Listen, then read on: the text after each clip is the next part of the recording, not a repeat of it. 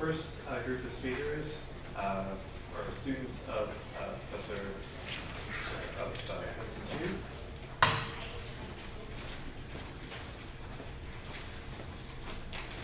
who teaches a variety of courses at Ryerson University's Department of Architectural Sciences. So speaking on his behalf are Cathy, Truong, and Cathy, who are his students, and then we also have Amin, Nikdel, and who are working with digital media zones with Professor Hugh at Ryerson, but are not attending Ryerson University. So please help me welcome the four speakers today.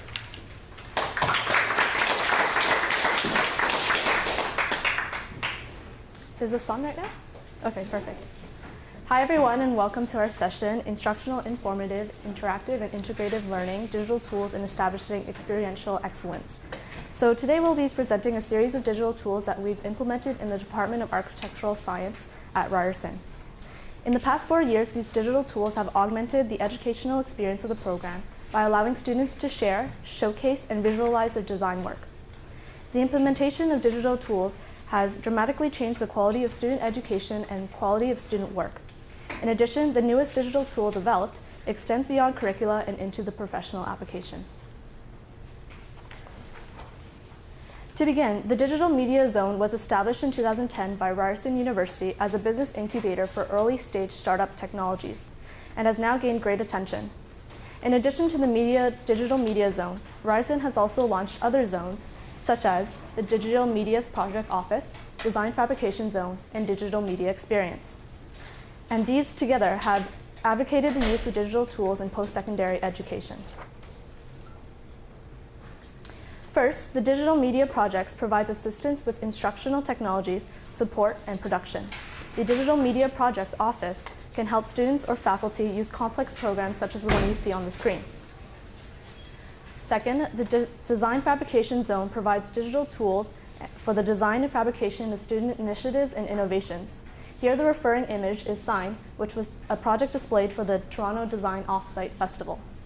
Lastly, the newest zone is called the Digital Media Experience Lab, which provides digital media equipment, expertise, and workshops to develop digital skill sets. Students can learn and work with some of the best and newest technology available.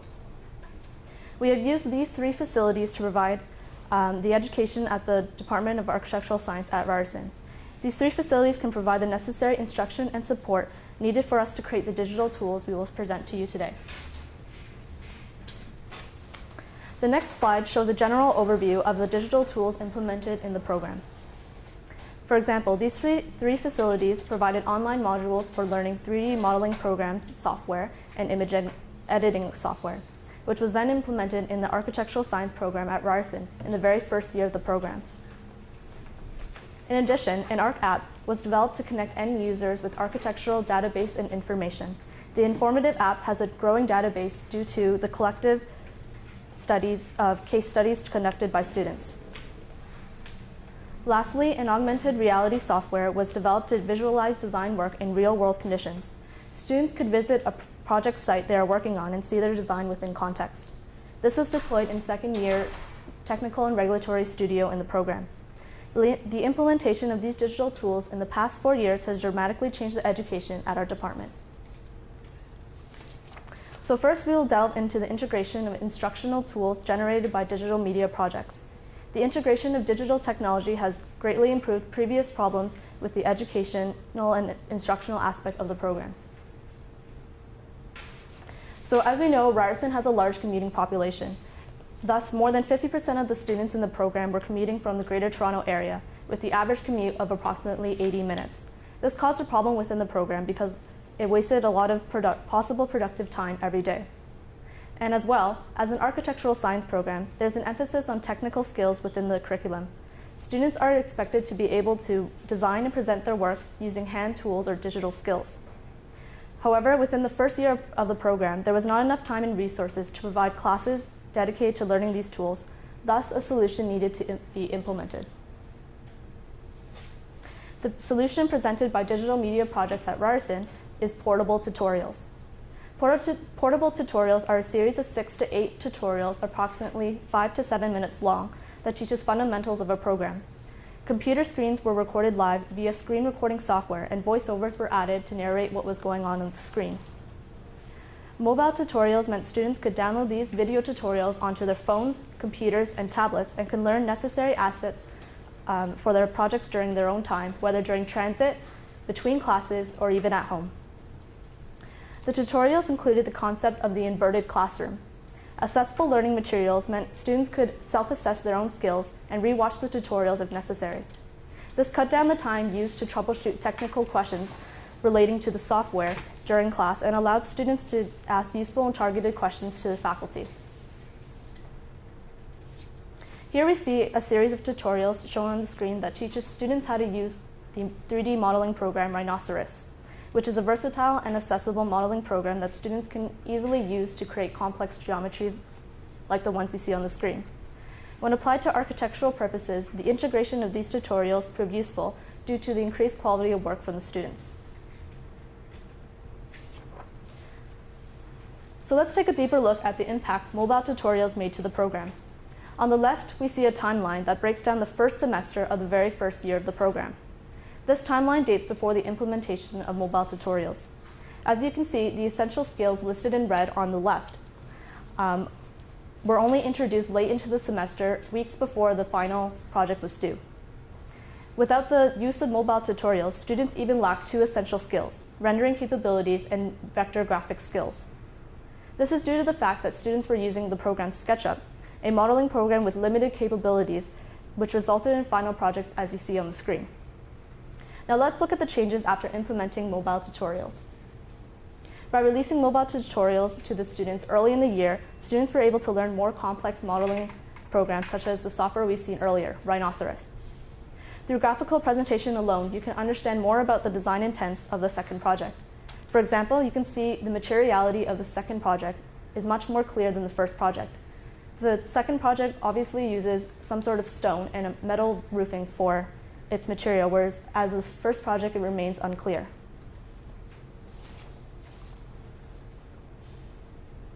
Architectural science students at Ryerson not only need to design buildings, but they also need to make structural calculations for the building structure. Students, however, struggle to learn through traditional methods such as a textbook and traditional lectures, and these were not enough for the students to gain an understanding of the material or how to solve these calculations correctly. Thus, portable tutorials expanded into teaching structural calculations. These tutorials showed step-by-step solutions to structural problems which students can review at their own pace and multiple times if necessary. Because they were now able to complete these problems by following the tutorials, now they could be exposed to more learning methods in order to get the best overall understanding of structures. For example, students here were able to participate in a visual and kinetic exercise. In this example, they were asked to design and build a cardboard bridge that would be able to withstand the weight of 5 students. If the bridge could not withstand the weight, the students would fall into the water. They were able to validate their understanding of structures and also see the consequences of failed design. Next, after gaining a fundamental knowledge of structures, they were brought onto a construction site where they could now understand what was going on. They could see the purpose of bracing and supporting long structural members, as well as the importance of fascinating at connections due to their experience with their cardboard bridge project. The struggles students had with the structures course before tutorials are proved with a low average grade on the graph. With the implementation of these video tutorials, the average grade for the course sharply increased and have steadied ever since. Implementing instructional tutorials meant students now had strong technical skills as well as a strong knowledge of structures, which resulted in 3D models such as the one on the screen. They were more than capable to complete assignments at a high degree of clarity and quality, which could be then made available as architectural information to the public. Thus, the creation of the next digital tool, Rula Maps or ARC app. The ARC app was developed to connect end users with information, pictures, and diagrams on popular landmarks. The first image narrates the use of the app as a self-guided tour. The app points out popular buildings nearby, which the user can then visit and look up more information about. The second image shows a picture of a user that can point their camera to a popular building, and the app can detect what building it is and lead the user to more information, like shown in the third image. The ARC app's database is updated using information gathered by case studies by students. Because of the instructional tutorials implemented in first year, they can now create models and diagrams at a quality suitable to be added to the app. There are numerous types of data that can be obtained and researched for courses such as structural, theoretical, detailing, and studio courses. The ARC app began with the idea that people felt affected by the buildings around them. If the design was successful, this could compel a person to want to know more about the building. The ARC app made this information easily accessible. As designers, it's important to know how buildings affect these people. Extensive studies are usually made in order to test hypotheses, but they are very time-consuming and often two-dimensional. What if there was a way to see design in three dimensions in real time? With that, I will turn over to my colleague Ailsa to present the next digital tool.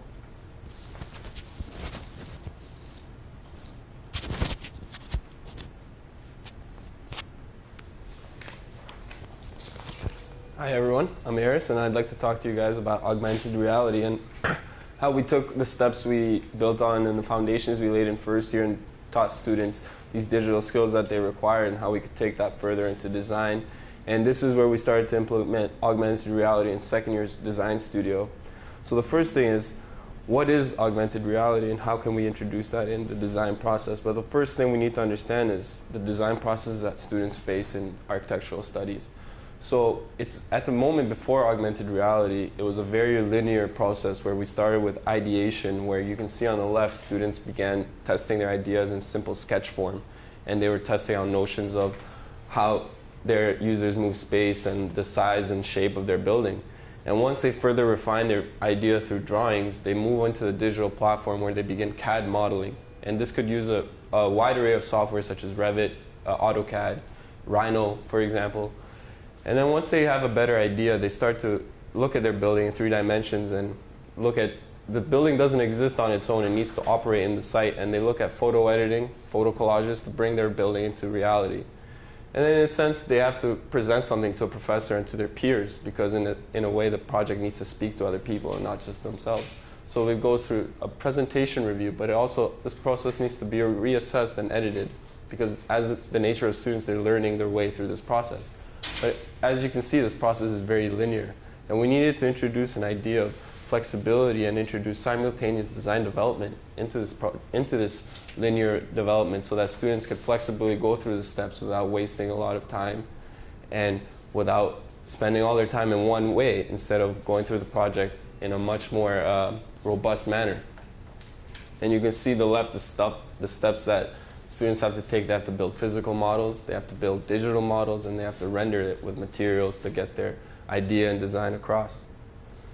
So we needed to look at introducing design development through all stages of the design process. And that's where we turn to augmented reality and how can we bridge the digital and the physical reality that students have to navigate into one seamless process. So first is, what is augmented reality? Well, we actually experience augmented reality in everyday life. And one of the main examples is when we watch sporting events on TV. Here we're experiencing a real-time event, but we always layer digital information such as score, the time, the broadcast speaking to us through a digital way, penalties, player stats, and all this sort of things. And this is a very fundamental way we all experience augmented reality. Other ways we have recently started to experience augmented reality is video gaming systems. They're getting more and more complex, and they always are pushing the user experience to integrate how the user experiences the games and make it more lifelike as possible. One of the very popular examples is the Wii U system, where they introduced the camera motion so that the physical person can actually interact digitally with the game and introduce their movements and how it impacts the games. It's very liberating in a sense. So in our initial investigations, the first fundamental step we had to take was how could we merge the model scale from the digital realm into the physical world?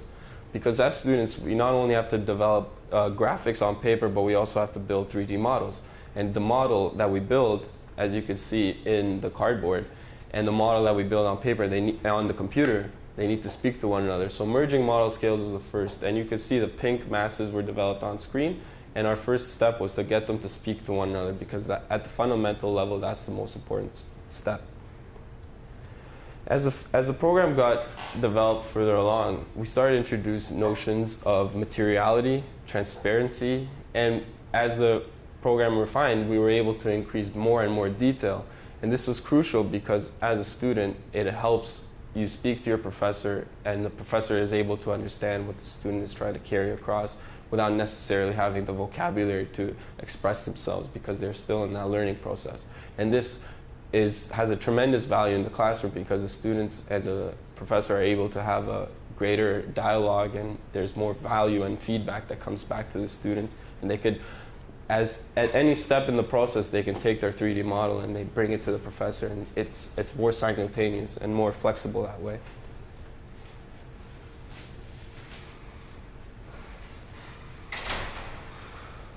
The next step was, how can we possibly bring the student into the physical world? Because in the end, architects, at the very fundamental level, that's where they operate. They need to bring a design that makes sense and that operates within the physical reality that we live in today.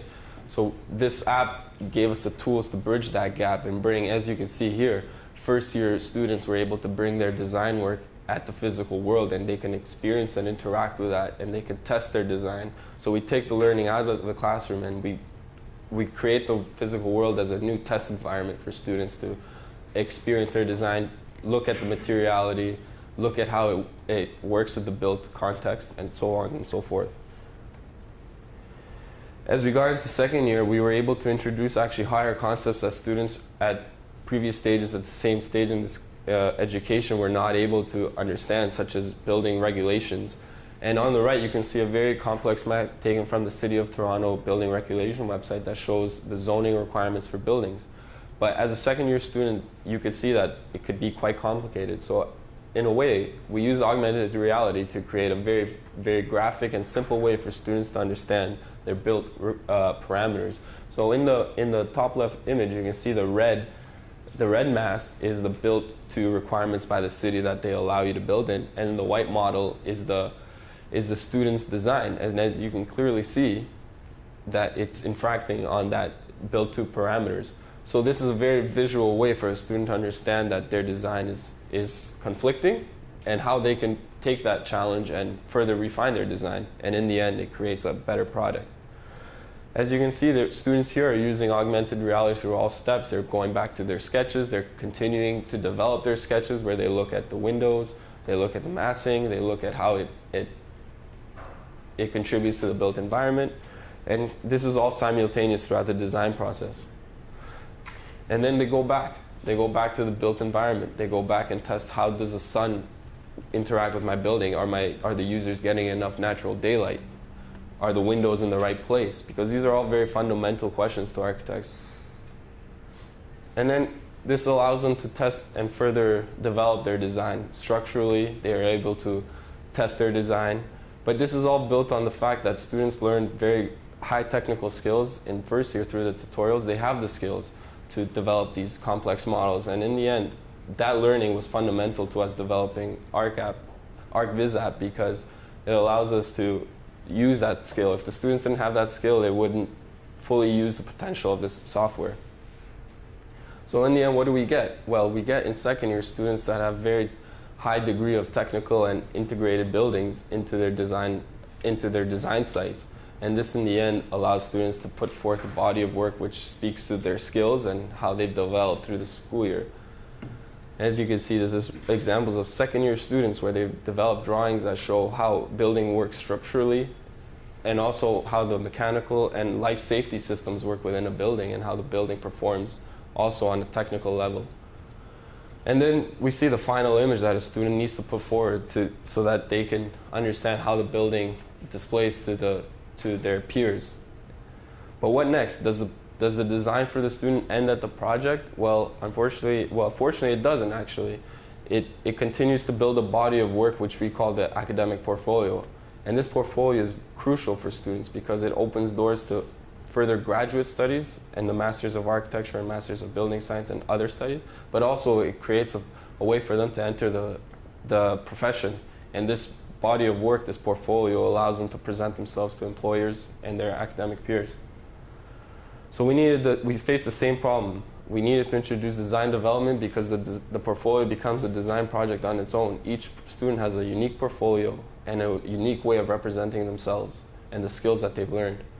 And as you can see here, this is what a portfolio could look like, where students take time to graphically lay out their CV, their cover page becomes a design, and even on this one, you can see the example the student has taken the time to plot where their work is done on a global scale and how they've taken that experience and applied it to their studies. So these, as a student in fourth year, these are some of the problems and roadblocks that all students face in creating a portfolio. And it's competition and comparison. You're always competing with your peers and how you could create a portfolio that is up to scratch in the industry. It's also similarities and plagiarism. Students will do research on what other students do, and we want to eliminate that because we want students to test themselves in the correct way where they can present their work in a unique manner. We also have context and audience. Students don't have the experience of what the employer and what graduate facilities are looking for in a portfolio. And with Sharp Scholar, which my colleagues will present next, we were able to address these issues and how students can get an understanding of what people are looking at in their portfolio and what people are looking for in portfolios. And in the end, it's creating an isolation where students are working on their portfolios on their own because it's an individual design project. And on that note, I'd like to pass it on to Sharp Scholar and how they've begun to address these issues.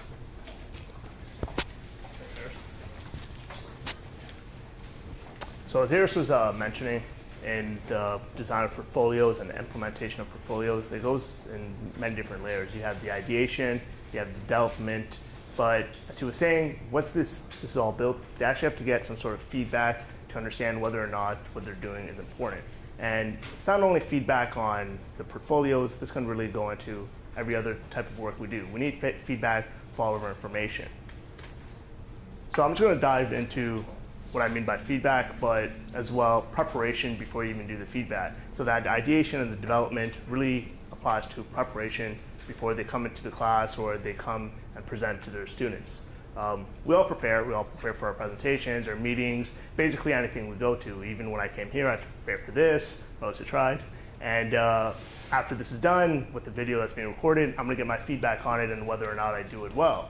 And the feedback is very important because that's how we crucially learn. I learn from my mistakes, I know what I did wrong, I know what I did right, and at the end of the day, that's how students best learn. That's how designers, that's how writers, that's how anyone really in the world really learns the best.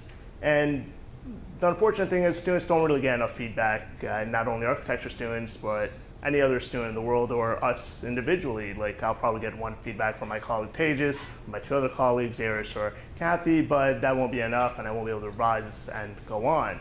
And as Bill Gates beautifully puts it, we all need people who will give us feedback until we improve.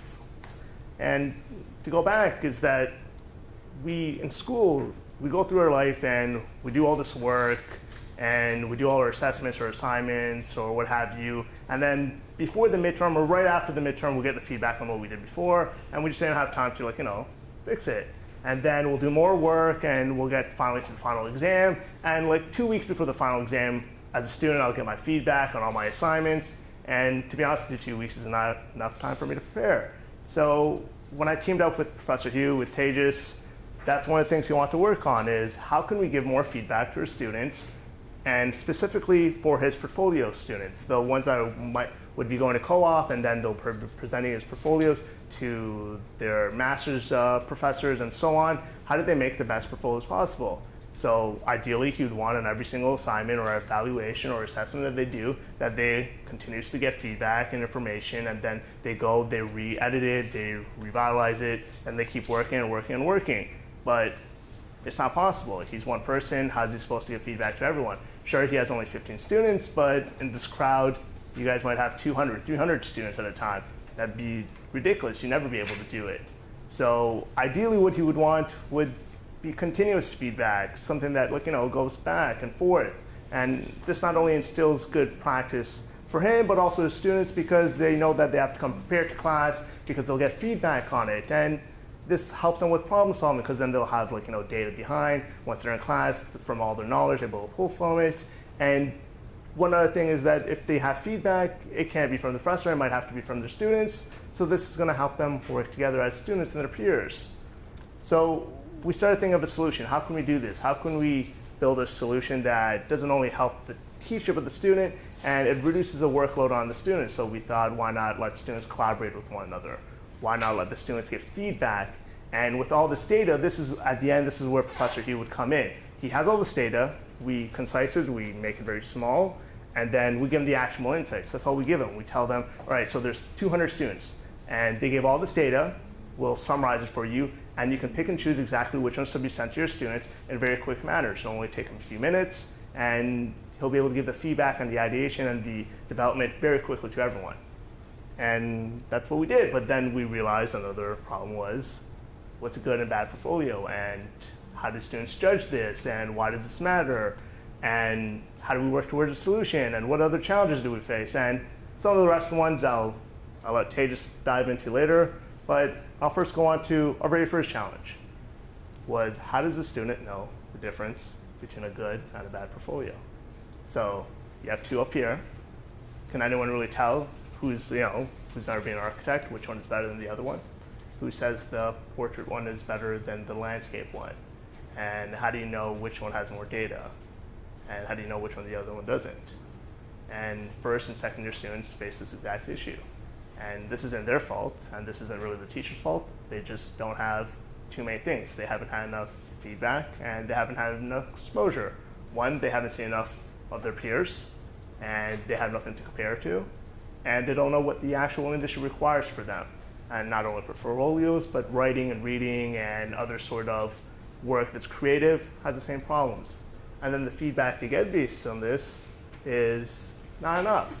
So even if they give their feedback back, it'll be probably once or twice, and it's not dynamic. It's not like I can go back, re-edit what I just did, present it, come back, present it, come back, present it, come back. It's not going to happen because you just won't have time for me. So I'm going to let Tejas continue from here, and I'll let you know what we did next. Okay.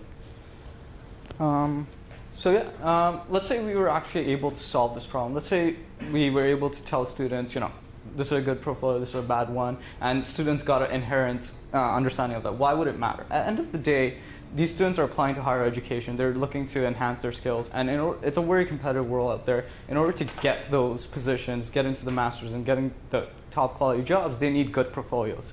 So this will prepare the students better for actually executing on the portfolio, getting them the jobs that they want, getting them into the programs that they want. They'll also be able to learn how people outside of the architectural community actually look at, or outside of the school look at their portfolios. They may be spending, hours and hours on their portfolio, but an employer is spending less than, a minute or two on their portfolio. What is the employer thinking during that time? They don't know that, and they need to get that experience in order to actually improve their portfolios to be better. Also, it's really good for them to see how they stack against their peers. Is my portfolio not good enough to compete with my peers? Oh, I need to improve it. If they don't have that exposure, they will not know the steps that they have to take. So how we took Sharp Scholar and applied it to solve the problems that I just mentioned was, first, we tried to replicate what a real life assessment would look like. So an employer looks at a portfolio, they give it a very small amount of time. They don't necessarily look at all the projects that the student wants the employer to look at. Then we tried to mimic that using the Sharp Scholar platform. I'll go into how we did that. Then we also use peer evaluation to actually collect high quantities of feedback as well as give increased exposure to students. So students were now able to see, in this class of 16 students, students were able to see 15 other portfolios anonymously and basically see what's out there, what are their peers doing, and also generate very high quantities of feedback. Lastly, using the learning analytics module in Sharp Scholar, what we did is gave students understanding of, okay, if someone is looking at my portfolio, what are they looking at? Where are they paying attention? I'll go into more details of how and what the result of that was. So the first thing, the real life assessments. So in order to mimic this, Professor Vincent he came up with 3 questions. He said, as a person looking at a portfolio, what I look at is, okay, overall, I'll give this portfolio a mark out of 10. Second, evaluate the technical skills. Third, evaluate the design skills. So these 3 questions where students were asked to go through 15 other portfolios, answer these 3 questions, each 90 seconds long. So in 270 seconds, essentially, you're looking at a portfolio which is, can be anywhere from 20 to 50 pages long. You're doing a very quick evaluation, and that mimics exactly how an employer would actually look at your portfolio. And as a result, students are now starting to think, oh, this is how people are actually looking at other people's portfolios and not spending hours and hours on the portfolio, which they otherwise would be thinking of how their own portfolio. So the other thing that we were able to do with peer evaluations now is, so students before would only look at 1 or 2 things. Now, 1 or 2 portfolios, maybe a professor would go over, okay, this is a good one, this is a bad one, you should go and try and do it. Now, instead, they see what their peers are doing. They see 15 other portfolios in a very quick succession. They also were assigned to 3 other randomized portfolios to give detailed feedback and analysis, which I'll go into in a bit. So now they're really grasping at, okay, what's going on? Who am I stacked up against? Who am I competing for the master's degree? Who am I competing against for the top level jobs? So as a result of this exercise, what was generated was within 20 minutes, essentially, we generated about 240 feedback reports. So students went through these, all these 15 portfolios. They quickly generated feedback as to, okay, what was the quickest assessment of all these portfolios? And as a result, students were able to tell, okay, 90% of the students think, my portfolio is not good enough. So that gave them a parameter to work with. Instead, they would only get that feedback at end of their project or end of just before they're going to apply to jobs. Now they were getting it on an ongoing basis. Additionally, they also got critical feedback from 3 other students, which was highly vital to improving their portfolios, as you can see here. So using the learning analytics on our platform, what we were able to tell students is, okay, as students were evaluating your portfolio, they were spending time on page 5, which had your worst project, let's say. You didn't want people spending time on, you had kind of sandwiched that between 2 good projects or something like that, but they were actually paying attention to that. So now students were able to take that feedback and go back and be like, okay, no, I need to replace this, or I need to put it in another place, which makes sure that the projects that I want highlighted are actually highlighted on the portfolio. Other things that students were able to do is use the annotation feature on our platform to give each other critical feedback. So on the right here, you can see, a student thought this was visually striking, but instead it was actually overwhelming for someone looking at the portfolio. And a first year or second year student building a portfolio can't easily tell that without the critical feedback of other people.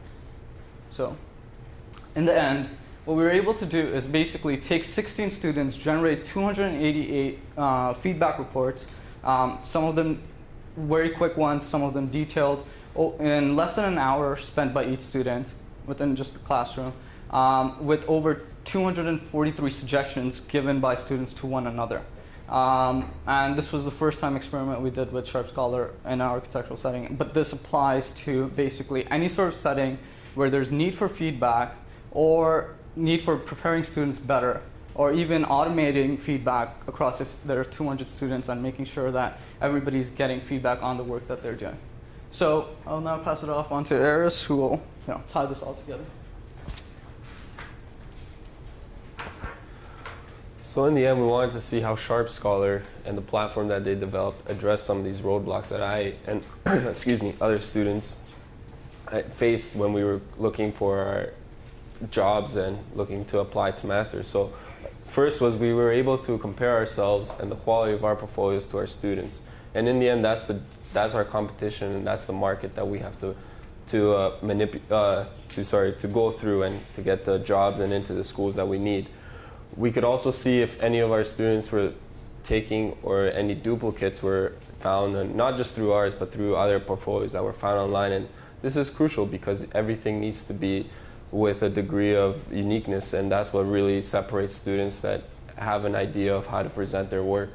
And in the end, that's what an employer and graduate programs really need. They want students that can think for themselves and they can develop ideas on their own. The context and audience was important because of the time simulation that accurately reflects how the portfolio is being viewed by employers. Employers are constantly getting portfolio after portfolio, and with their busy schedule, they have only a set amount of time. So by flipping through, and they always look for something that visually strikes them. And with the heat map, that was a great way of simulating that real situation that employers go through every day. And creating an isolation. The biggest thing is that we take the student outside of their bubble and we expose their work. And at an early stage, the earlier the students' work get exposed, the better that they have an understanding of where their work stands and how they can take that forward. And that's crucial. But in the end, how all this, in the beginning we started in the 4-year process, we started with the instructional and informative interactive softwares that we wanted to introduce students. But we needed a way to integrate this. We taught them the skills in the first year of how to use the programs that they're required to use to present their work.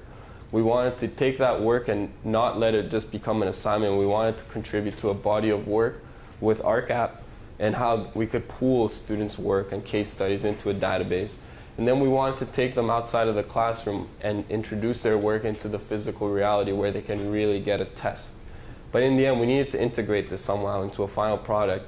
And in the context of architectural science, we had Sharp Scholar in the portfolio, and it's a digital platform for cross collaboration between students and their professors. And in the end, it was implemented in the 3rd-year co-op, and how students getting their feet into the industry were able to leverage this platform and how it could best suit them to get forward. And that's how we'd like to end our presentation. And feel free to ask us some questions. Thank you.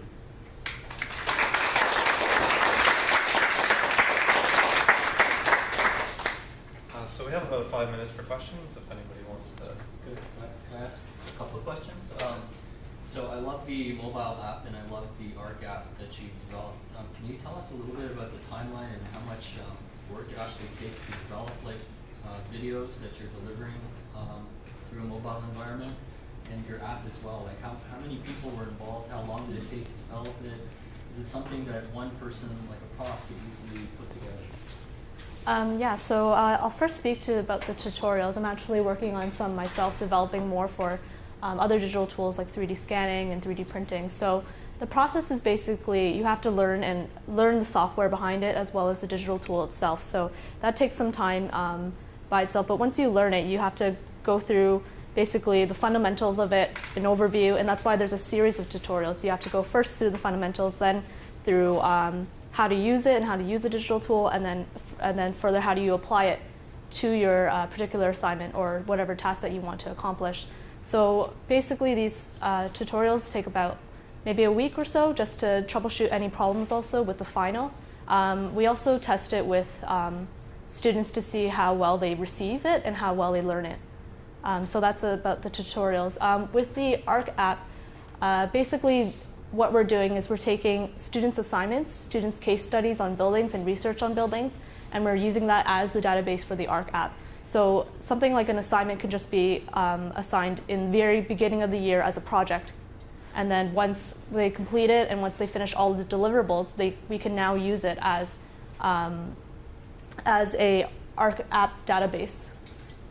So I hope that answers everything. But I think I was asking more in terms of if I'm out there trying to develop a video for using a particular software, how long would it take me to shoot it, to post-production, and how intensive is that? Are you referring to some sort of... The mobile sort of online tutorial. How intensive, work intensive is that? Do you mean... Oh, because it's the mobile tutorials are basically it's recording the screen, the computer screen as you're using it. So it actually doesn't take any kind of camera work or... So long as the production and all the setup take place? Oh, okay.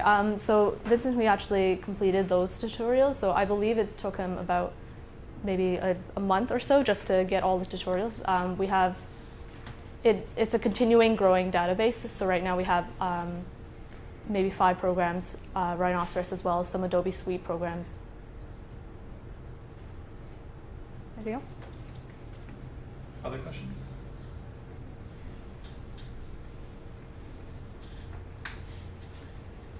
So, thinking about the talk this morning, and all of this kind of happens online.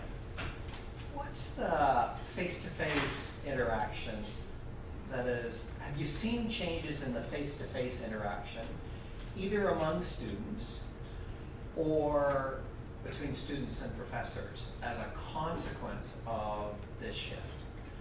In particular, the last one, I'd be interested in hearing. Yeah. You want to? So the main shift that we've seen as students, and with AR, for example, that was implemented when I was in my second year, but also the tutorials when I was in my first year. The main shift with students primarily is that they have the similar language that they communicate with one another. And that's important because if they spend time gathering these resources on their own on the internet, they will find 1,000,001 different ways to do some of the similar things that they need to do. So when you build the same language database and the same foundations for all of them, they can communicate with one another in a similar way, and that's important because they can understand one another and they can build together off of that understanding. And so that's the main shift. But with professors, I found that, especially with the tutorials that, for example, were introduced in a class that was struggling, such as structures, where they were introduced to mathematical concepts such as moment and shear calculations. With the tutorial, they could look at the process and they could pinpoint exactly where they didn't understand what was going on. So instead of returning to a professor and say, Professor Hugh, I couldn't understand how to calculate a moment diagram. Well, a moment diagram takes 10 steps.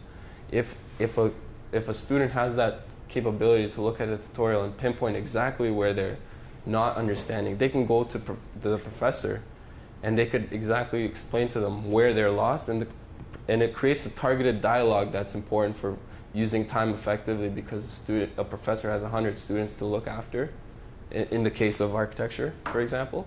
So if you allow a student to come with a targeted question to a professor, I think it creates a very efficient process for learning and for giving feedback.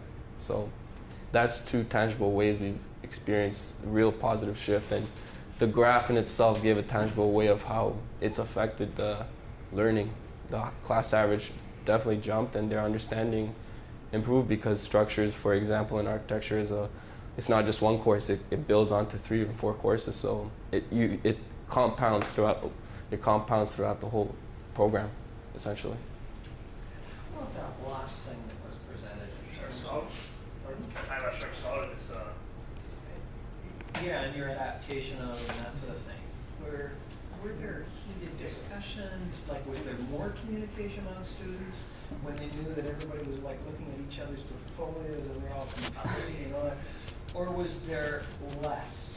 Like God, I've already got enough feedback on on the software. I wouldn't want to talk to anybody, right? Like what? I'm So just sort of thinking extreme. we actually had a chance to talk to a couple of the students after we did this, and the thing is, what enabled them, I think, as Aries was kind of talking about, is now they were on the same page, right? Like all the students now kind of were exposed and knew, okay, this is what's going on among all my peers. Now they were able to be like, okay, people are looking at the portfolio and they're only paying attention to the first 5 pages. Like they were able to now make those discoveries in their mind and now collaborate together afterwards on, okay, this was all done anonymously, so they didn't know per se that this person told me my portfolio was crappy or anything like that. It was just more like nobody knew, but they were all at the same time speaking the same language now. So that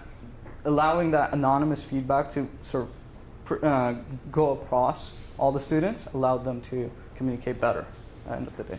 To actually add to Tate's point is that the 90-second ones, the ones that they had to do 3 questions all at the same time, that actually happened in the exact same room, just like this. So there were 16 students all sitting together, and they were all doing it at the exact same time. And because this was our first time doing it from the technical point, we kind of had to go if there were any bugs and solve them. Luckily, there were no bugs. And we actually got a chance to speak with every single student, and it's like, hey, how do you like this? Like, I'm loving the feedback, because when it comes to like architecture or like some sort of like actually creative style, a lot of people think that you're scared of criticism, but criticism is very good because you know how to make it better. It's not the final product, right? Say I make a movie and it's a really bad movie, I'd like to know before I publish it if it's a bad movie, so the whole world doesn't think it's bad. When you have like a small, concise group of people telling you, this is bad, this is good, the final product's gonna be good, good, good. So that's the beauty of it, right? Okay. Well, I answer this question. Thank you very much. No worries. All right. Well, I think that's it for this group. So please help me thank Cathy, Aris, Amin, and Cad.